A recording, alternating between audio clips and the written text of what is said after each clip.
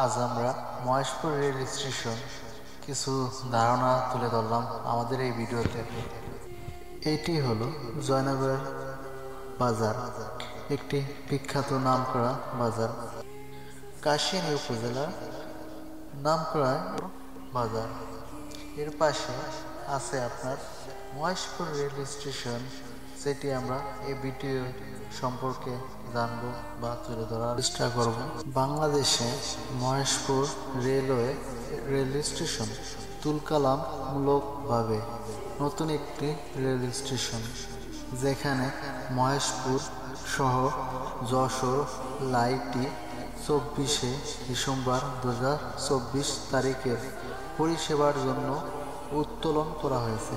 অতঃপর এর সাথে এখনও দীর্ঘ ইতিহাস জড়িত নয়, কারণ এটি একটি আধুনিক রেল স্টেশন লাইন উন্নয়ন পরিকল্প অংশ।